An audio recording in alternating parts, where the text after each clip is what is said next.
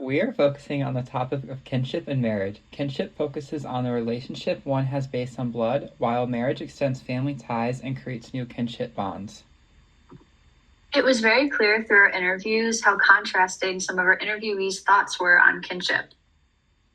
Focusing on kinship and marriage, hearing and understanding the differences on that topic between then and now was interesting. Kinship and marriage is what we have centered our interviews around. We made sure to acknowledge the significance of family ties and relationships that built the people we chose to interview. In my interview with my great-grandmother, Augustina, an 84-year-old woman from southern Kentucky, she shared her experiences and perspectives on dating, marriage, family, and friendship. She described a time when courtship was a formal and intentional process, highlighting respect and family involvement, in contrast to today's fast-paced relationships. For her, marriage was a lifelong partnership built on love, faith, and mutual support rather than just personal fulfillment. Augustina fondly recalled meeting her husband in Michigan and their simple yet meaningful connection. She highlighted the central role of her family and her upbringing, with large gatherings and a strong bond shaping her values. While she acknowledged the benefits of a modern parent-child relationship, she expressed concern over the diminishing emphasis on respect and clear boundaries. Friendship also played a vital role in her life, particularly her close relationship with Mrs. Monroe, built on shared community projects and mutual support. She reflected on how marriage has evolved from a commitment centered on shared goals to one often prioritizing individual happiness. Her memories of family holidays reinforced the importance of tradition and togetherness. Her emphasis on respect, intentional courtship, and family values highlights how individuals' expressions and decisions are embedded within broader cultural frameworks. Ultimately, Augustina's stories reveal timeless values of love, commitment, and respect. This interview deepened my appreciation for her wisdom and encouraged me to learn more about her childhood and the challenges that shaped her resilient outlook on life. Like Tosh and Renegade Dreams, written by Lawrence Ralph, whose authenticity stems from lived experiences rather than performance, my great-grandmother's perspectives on marriage and family reflect the values she has embodied throughout her whole life. As the author notes, Tosh claims that his wounds make his writing more authoritative than Blizzard's rap. That is listed on Ralph, page 107. And Augustina's wisdom comes from her own experiences, making her views on commitment and resilience deeply authentic. Her stories remind me that staying true to one's values despite societal shifts is a powerful form of authenticity. My interview was with my maternal grandfather, Robert Franklin Thomas III. In this interview, he mentioned how important names are to his family, especially as the third of his name. An important influence on my grandfather and this interview is his love for history and his knowledge of his family ancestry. Even with progressing dementia at the age of 81, he is extremely knowledgeable about his life and his family and is very active on Ancestry.com. He gave me a lot of information on our family's history of immigration from Germany and Austria to Ohio, Pennsylvania, and eventually Michigan, showing his view of kinship is ingrained in his family's identity, lineage, and the struggles our ancestors went through. He stated, "By going back through Ancestry, it's really showing your family's path to settling into America." His perspective of kinship, focusing on the history of his family, relates to Abul God's veiled sentiments, especially the concept of asil, or nobility of origin or ancestry, on page 41. While Robert's focus differs from that of the Awad Ali, where they focus on ethnic identity and nobility, Robert focused on his own family lineage in terms of remembrance and experience. This connection to kinship and blood, I think, displays how the blood of ancestry and the history of immigration in my family is shown through my grandfather's perception of kinship. The most formative part of Robert's life and his ideas on kinship were his experiences in the Vietnam War. My grandfather, as somebody who also loves anthropology, described this time and his experience during the Vietnam War as a kind of liminal status, and that's exactly how I felt.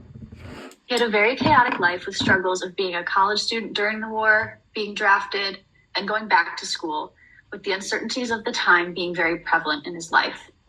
He was very lucky to have worked in a battalion office in Vietnam, allowing him easy access to write to my grandmother as they were now married and my uncle, Robert Franklin Thomas IV, was conceived before he left. He told me he named my Uncle Bob after himself, as by giving his child his name, he was continuing his legacy as a result of his fear for survival during the war. This naming tradition, which was ended by my uncle, who did not name any of his 3 sons Robert, shows how naming acted as a symbolic tradition of patriarchal kinship. This reminded me of naming traditions in Lesotho, learned through Ellen Block and Will McGrath's Infected Kin. We saw how these naming traditions in patrilineal society were changing due to the effects of HIV/AIDS, just as my own family's naming traditions have changed with my uncle. However, for my grandfather, to quote Infected Kin, ancestry is another way of maintaining patrilineal kin ties and highlights the potency of lineality as a cultural ideal, end quote. Overall, Robert's life and his focus on his family history and ancestry shows how his knowledge of where his family came from, their struggles, and their lives continues his lineage. Now, it is my job to carry this knowledge on, which I am doing through this interview, and my grandfather is doing through writing a memoir. As Keating states in The Essential Questions, just as precious oral literatures and histories of whole communities are being lost to the world over rapid change, migration, language death, and failure to ask, there is a risk that your family's personal stories too will be lost forever, on page 10. So I hope in this interview and my retelling of my grandfather's kinship, my family's stories will not be lost. The unique opportunity to speak with my aunt, Famida Hamid, which makes it even more interesting is that she is related to me from both my mother's and father's side, as my parents are cousins. My aunt, who is 45 years old, was born and raised in Pakistan and only moved to the United States in early 2021. Throughout our conversation, I gained insight into her upbringing, the cultural tradition she experienced, and more specifically, the customs surrounding kinship and marriage in her time. Growing up, my aunt lived in a strict and traditional household with 5 siblings, 3 sisters, and 2 brothers. Her parents enforced a structured lifestyle where the girls were primarily responsible for household tasks while the boys contributed to the family's income from a young age. Entertainment options were limited. They rarely watched television, or listened to music, and their free time was mainly spent on self-care and occasionally shopping. One of the most eye-opening aspects of our discussion was how social interaction, especially between men and women, were heavily restricted. Men and women could not go out alone together unless they were close blood related, engaged, or married. Even within her own family, my aunt was not allowed to interact much with her male cousins due to her father's strict nature. This impacted how marriage proposals were handled in household. Back then, marriages among cousins or relatives were common because family preferred familiarity and trust. The proposal process was formal, with elders from the groom's side approaching the girl's family. After an initial discussion, tea and sweets were served, and the potential bride would briefly meet the family to answer questions. If both sides agreed, wedding preparation would begin soon after. Unlike today, men and women had very little interaction before marriage, as even a brief conversation in the presence of family was considered sufficient. This discussion reminded me of the concept of Hashim in Vell's Sentiments, where it said Hashim is conceptualized as an involuntary experience. We might even call it an emotion, and the second as a voluntary act of behaviors conforming to the Code of Modesty, page 108, regarding how some acts were acceptable or unacceptable based on your gender. As for this interview, we may relate to the female behaviors in Awdali community to my aunt's houseways. Through this interview, I gained valuable insight into my aunt's experience and challenges of traditional marriage practices. Her perspective added depth to my understanding of the expectation and reality of marriage in the past, as described in Chapter 1 of Keating, the chance to see new sides of a world you've supposedly known all your life, page 8. This interview provided us with another perspective of our family history that we may not have been previously aware of. Overall, I look forward to learning more from her and further exploring how these traditions have evolved over time. The interview I had the chance to conduct was on my 56-year-old coworker, Dawn Thompson. Now, Dawn and I have been working together for 2 years, and within those 2 years, I've since gotten to know the resilient and hardworking woman she portrays. At work, Dawn will always speak well towards her two daughters, Heather and Angela, and her son, Drew. I immediately recognized Dawn to interview, knowing her past is of something interesting that has led her to the life she leads now. Dawn is a huge family woman, as she grew up on a small naval base site named Southridge Air Force Range in Harrison Township, Michigan.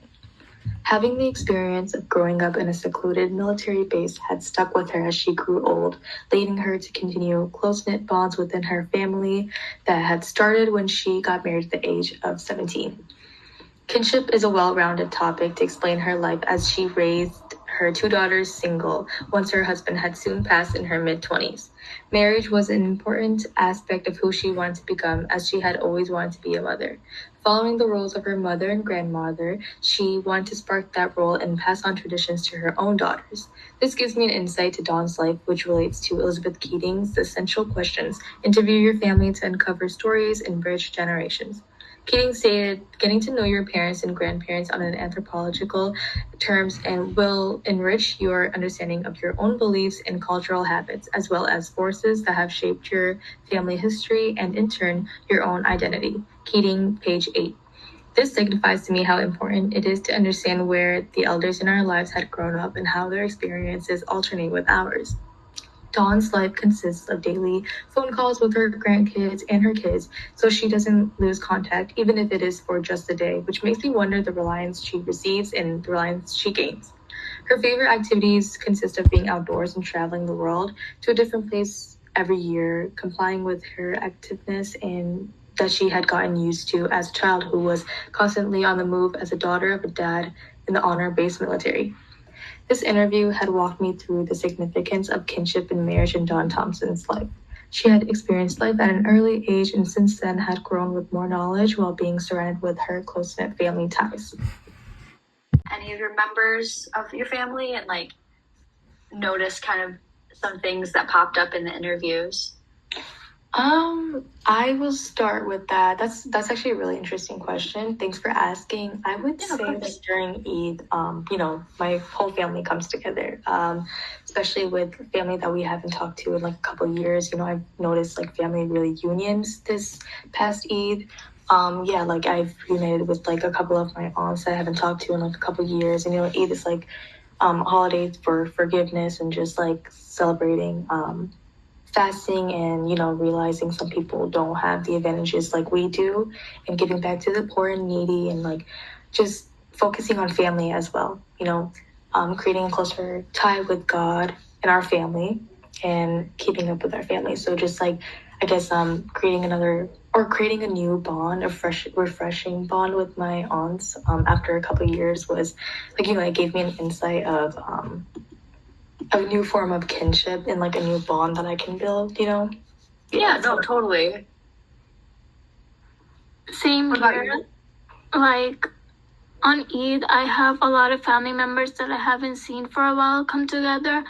For this Eid, I specifically had my uncle that I haven't seen for a while come back from back home, and it was nice, just catching up to him and stuff, because it's been a long time and he lives so far away that we don't get to talk on a daily basis or even for weeks. So it was nice catching up with him and other family members that I don't talk on a daily basis or here and there. Yeah. And I don't know about you, Nathaniel, but my grandfather, he grew up in Michigan, but now he lives down in Florida. So I see him once a year, maybe twice if we're lucky. So it was really nice to, interview somebody who I don't get to see all that often. Right, no, that's amazing. I love that. Mm-hmm. Yeah, for sure.